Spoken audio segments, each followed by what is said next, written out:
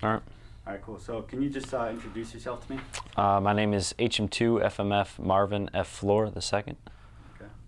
And how old are you? I'm 27 years old. And where are you from? Detroit, Michigan. And what's your billet? I am a hospital corpsman, second class petty officer. I work over at the division surgeon office as the manpower director and command sponsor coordinator. Okay, and what's the higher unit you work for? Division. First Marine Falls Division? under 1st Marine Division. Okay. And how long have you been in? I've been in 6 years, and in October. Reached Alright. 6 years in October. And what high school did you go to? I went to Utica High School. And what city was that? That's in Utica, Michigan, All right, just outside Detroit, Michigan. cool. Your position on the team, on and off the ice? I play right wing. I'm also the captain and co-founder of the team. All right. And how long have you been, or when did you start playing hockey? I started playing hockey when I was a kid. I played inline. We weren't, my parents couldn't afford to send me on the ice. It's really expensive to play. And just to start ice hockey, you're looking at a couple grand, in pads and ice time. So I started playing some inline. I actually started out as a goalie. That was very weird. But, I was a big fan of Chris Osgood at the time. Winning championships with Detroit in '97 and '98. So I was a big fan. So I started around 97, I want to say, 1997. And I played inline all the way through high school and stopped playing after that. I enlisted in 2006. And I didn't really start playing on the ice till maybe, I want to say, 2008. Played like one season. And it wasn't until I got back from Afghanistan that I started playing more often, and that was in 2011 when I started actually hitting the ice consecutively and learning the game a lot better. Okay. So once you got your own funds up from Yeah, the Navy and deploying, you started hitting the ice. definitely. I was able to take some good lessons. Had a lot of good coaches teach me how to play the game. I started out real bad. I was your typical bender, but working with this team, a lot of good players, so they've taught me a lot, and I'm able to teach them a lot too. So it's good stuff. That's good. So when exactly was the team formed? Do you remember a day or even a month? Yeah, I guess I could tell you a day. Well, it was probably. I was actually on my first date with my girlfriend when I asked her, it's I want to put together a hockey team that raises money for charities. I was talking about doing Toys for Tots at first, and she said, well, I could help you out with that. I got a friend, who works at the Staples Center, and, maybe we could put something together. So I sat on it overnight, and I don't think I slept any. I was just so excited at the idea of putting together a military hockey team.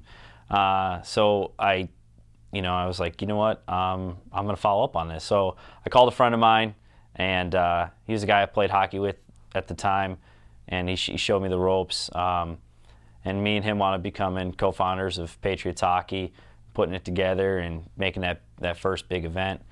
So. Who did you get in contact with? Oh, I got in contact with, what is his name? Courtney Ports. He's I guess he does ticket sales and stuff like that. And basically we worked out at the Staples Center, yeah. We worked out a deal to where, we sell tickets at, a discounted price. We buy them at a discounted price and sell them at a face value. So the difference in that would be, 30 some odd dollars. And that difference would go towards the charity. They were also able to let us set up a table for our first game. And this basically established us as a team. That game was December 12th in 2011.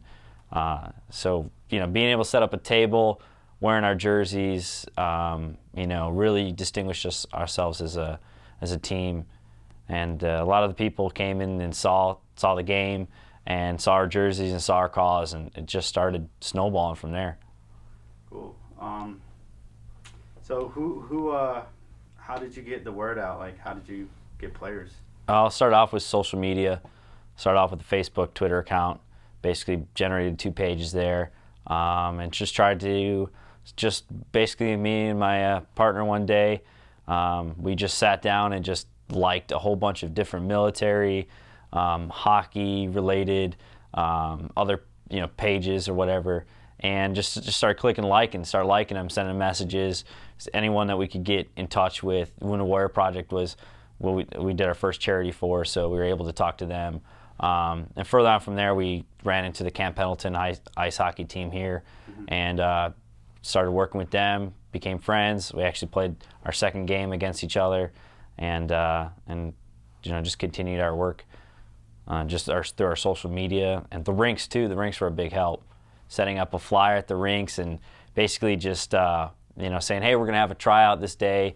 If you're military, you're an ice hockey player, come try out, and that sort of thing. Okay. So on day one of Patriots Hockey, it was just you and a buddy. Yeah. All right, and then just through the power of social media, that's how you network. That's how you got your contacts. Yep. And from there, maybe open hockey or anywhere else. Well, we've kind of talked to a couple of the other franchises. We talked to the Detroit Red Wings. They were going to do the Winter Classic. Unfortunately, the NHL was locked out, and everybody's giving us hockey fans been getting a lot of crap about that. But unfortunately, they locked out and they lost the Winter Classic. We were hoping to do something there, raise funds, do a couple fundraisers, and send our team out there to play during the Winter Classic, which of course would have been a really big event, really big charity involvement there. So cool. Why'd you want to do it? Well, there was at the time the Camp Pendleton varsity hockey team, but you chose to do another team. Yeah.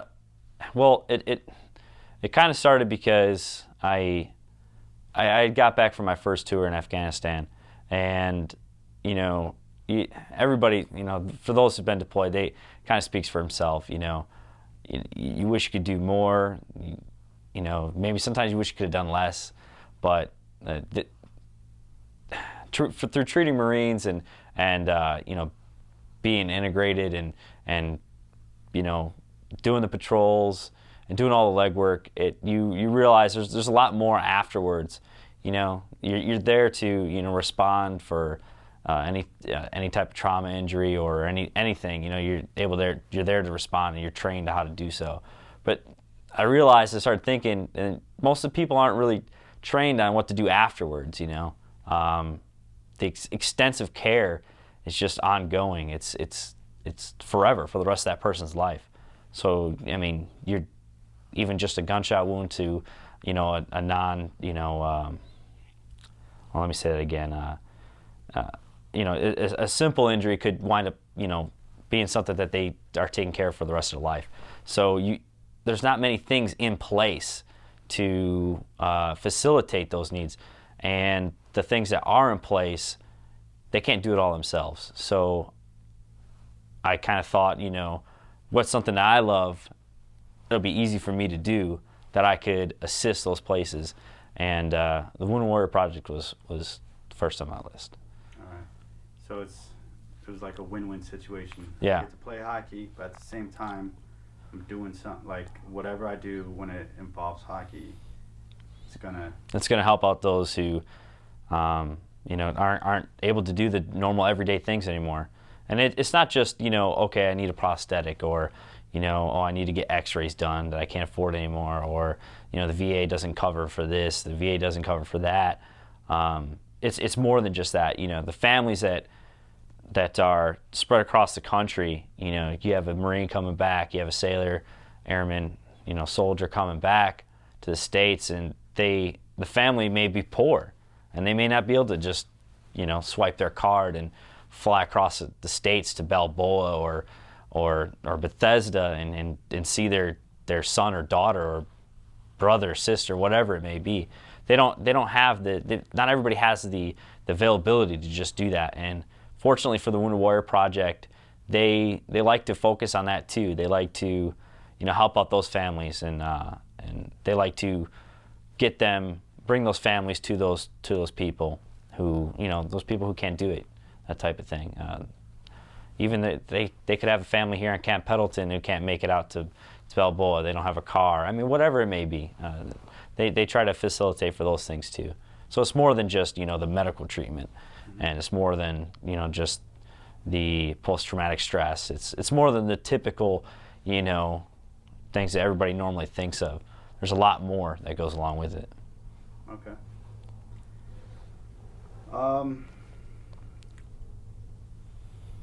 All right, so we talked about how and why the team was formed. So who does the team consist of today? Like, who are the guys that are skating for you? Well, I got a lot of great guys that are skating with me now, or that I'm skating with. Most of them are Marines. That's a good thing to have on the ice. It causes a little bit of intimidation for the other team. A little intimidated by a bunch of Marines skating around the ice. But we have a few other service members. Marines and sailors are probably the biggest. I think I'm one of 3 sailors on the team, and then further on from that, there's 1 Army and 1 Army soldier and 1 Air Force airman. Okay. Who actually used to be a Marine, so we still have Marines on the ice. Yeah.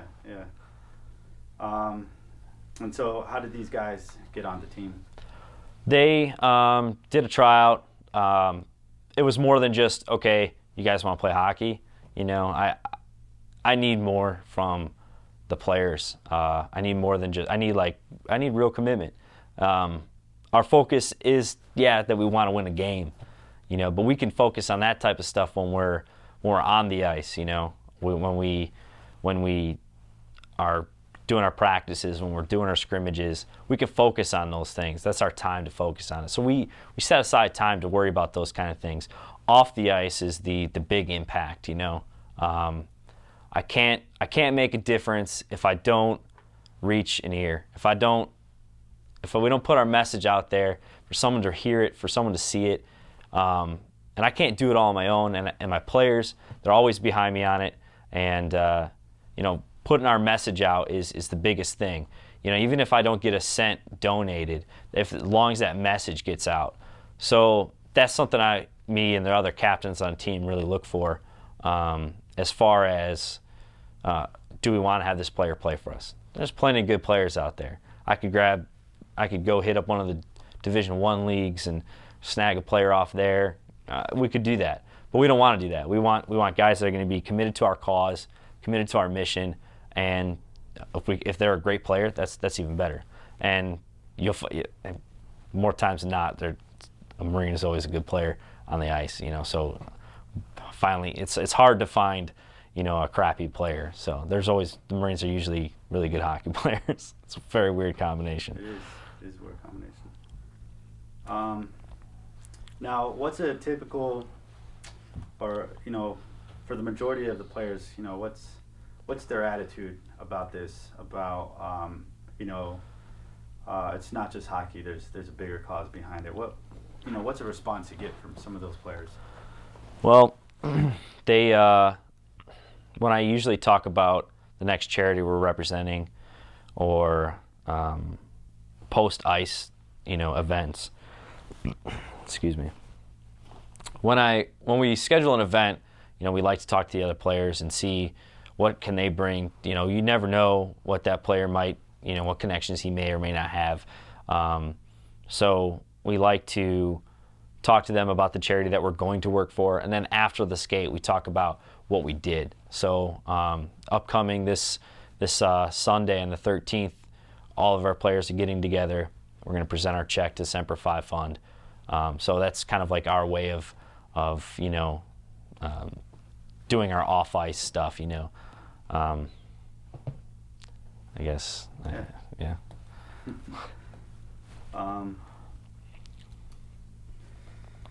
So, is there like a mission, like a set mission, like every week we got to do something for Semper Fi, or, like what's like, how do you create these off-ice events, these charities, raising money?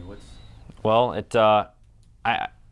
from doing it as often as I have, it starts with booking the event.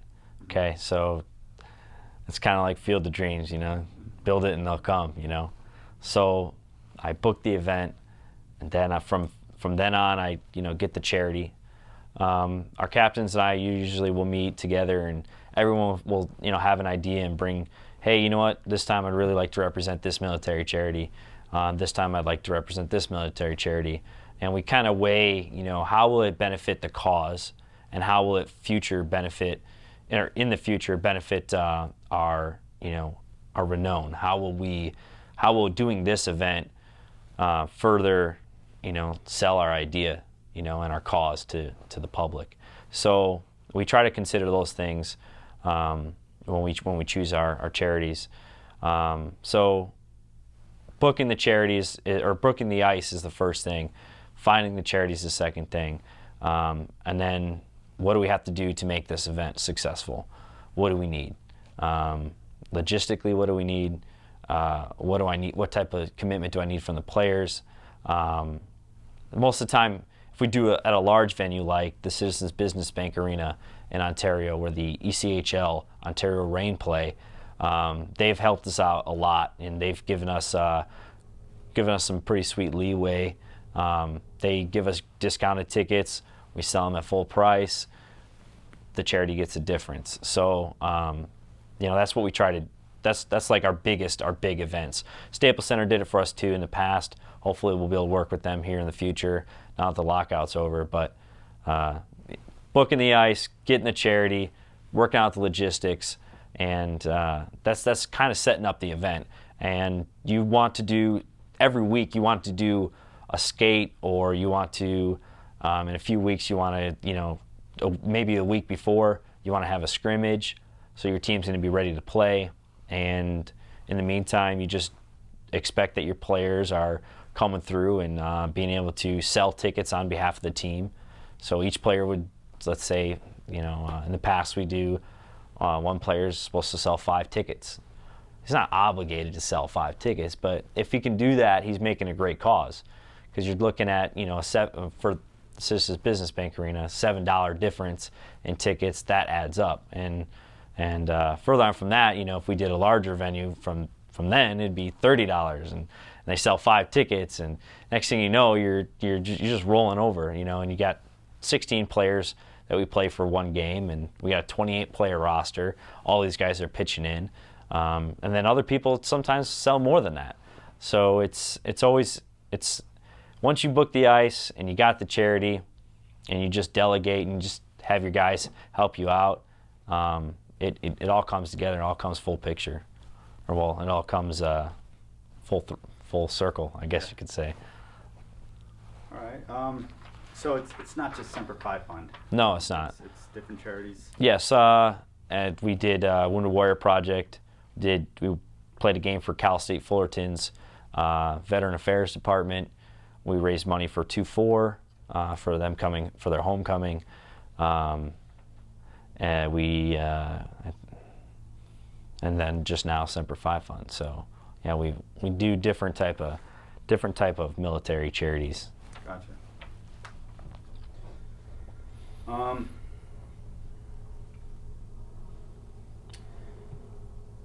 So can you briefly, you did touch on it a little bit, you don't have to go into detail, but who does the team play? Like how do you select the teams that Patriots Hockey play against? Right. I kind of didn't get to touch on that, but we have a league of players that we're able to contact, of teams.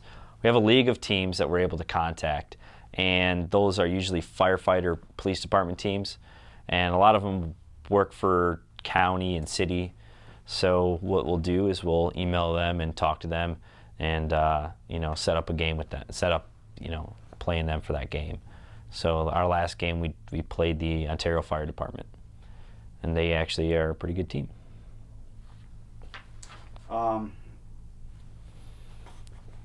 So how does Patriots Hockey measure up to the competition? Well, we won. We won 5-2 in that game. It was a good solid effort on both teams. If you were to say what type of level we compete at, I would say we compete as a Division III, Division II hockey team. So, we're eager to start playing, some better teams and ourselves into a tournament, and see what we can do for another charity through that tournament. A bigger event, hopefully a bigger cause will come from it. How do you get that? How do you get that money up? Well, we promote through social media. We try to promote as much as we can. We promote through newspapers, that sort of thing before an event. So we try to rely heavily on our ticket sales, because we know with our ticket sales we can generate money. And once we do that exchange of money for a ticket, we know that is something, that's money we're taking in for the charity. So as far as that goes, the ticket sales are the biggest thing. I try to focus most on that because I know I can I can raise money through that. During the event, what we do is we set up a table, and the table will put a donation box on the table, and everybody will donate to that charity. So that charity actually will be there too, setting up they're right next to us. So let me start that over. When we set up at the event, we'll have a table, and at that table we'll have some merchandise, some of our t-shirts there, and the charity that we're representing will also be there too.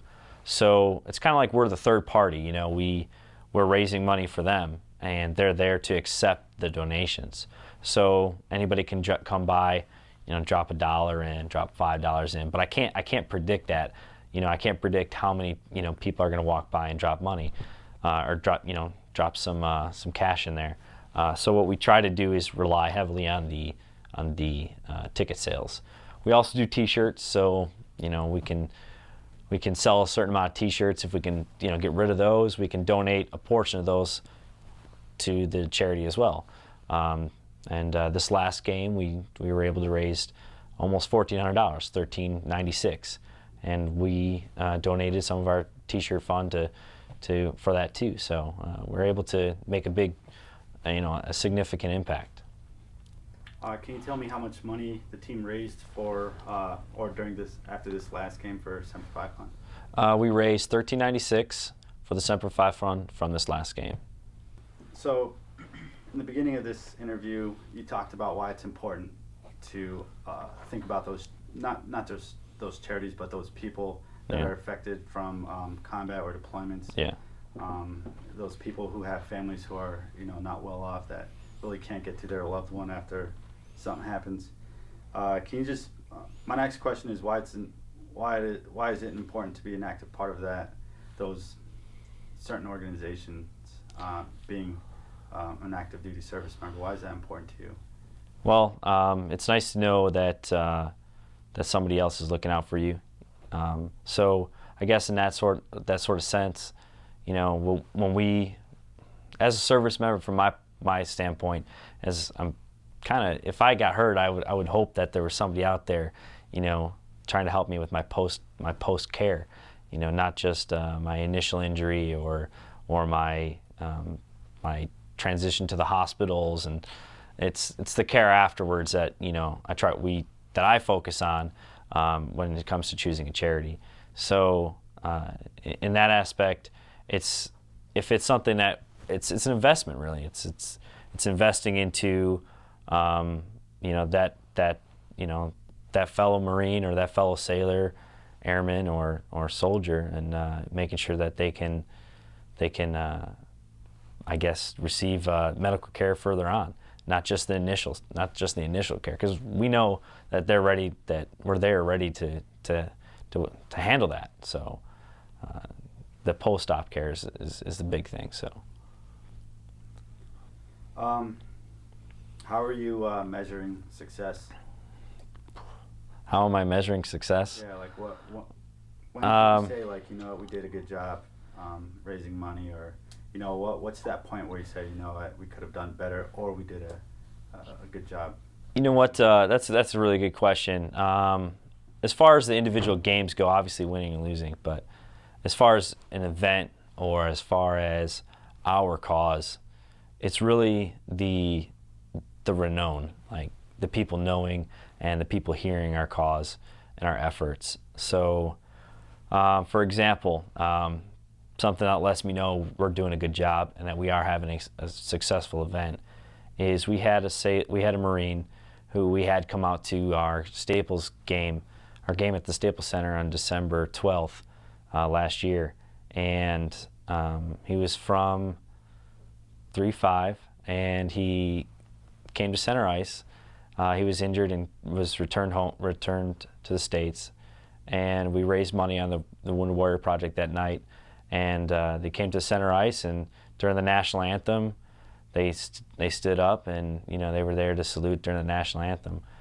A few months ago, one of our players, didn't recognize or know that it was that individual, but he saw that he had a sticker on the back of his trunk, and it said Wounded Warrior Project. So he approaches him and he asks him, "Hey, I know Wounded Warrior Project. I play for this hockey team, and we raised money for the Wounded Warrior Project. We did a game at the Staples Center." He's like, "I know, I was there, and look at me now." And he's off, driving around and doing everything he needs to do. And he said thank you. He just said thanks a lot. And Wounded Warrior Project has helped me out so much. So that's a great measure of success. Seeing the individuals afterwards, and knowing that we made a difference with them. If they say thank you, that's really all we care about. It's not like a number, so we can't measure it on a number, can't measure it on one game. So I try to measure it as who are we reaching, who is our cause, getting out to. Awesome, perfect. All right, so what's in store for the future? Patriots Hockey. The future of Patriots Hockey, basically what we want to do, is keep having our games, our scheduled games, work up to, maybe a tournament or something. But as far as cause goes with Patriots Hockey, we want to maybe make it an effort or affect an individual. So if we can reach the level of having our own nonprofit, we don't have to raise money through another party. Maybe we can just say, hey, we'd like to raise money to help you, reconstruct your house, and maybe put a wheelchair ramp on or something, just whatever. And we can help that specific individual, as opposed to, we give the money to the charity and the charity does with it that they need to. We'd like to, make it a cause. We'd like to make our cause more effective to an individual and make an impact on that person. Awesome. All right, just a couple questions about. I want to ask you this, maybe after a practice, while you're in your uniform or your jersey or hockey equipment. What is it about hockey that you like? I like how fast-paced it is, the challenge. Scoring a goal feels great. So scoring a goal in the big game feels good. It's hockey. Yeah, I can't really explain it. Most players, you talk to NHL players, you talk to guys in lockout, they're frustrated because they're not playing hockey. Most of the players could care less about the pay sometimes. Well, maybe not all of them, but playing hockey, I can't really describe it. It's different from football or basketball or baseball. It's a tough sport. It can be very tough on you. The people you're playing against can be tough on you. But it's fun because you can be just as tough. You can be, as much as you get, you can give back. And it's a good sport. It's fast. It's fun.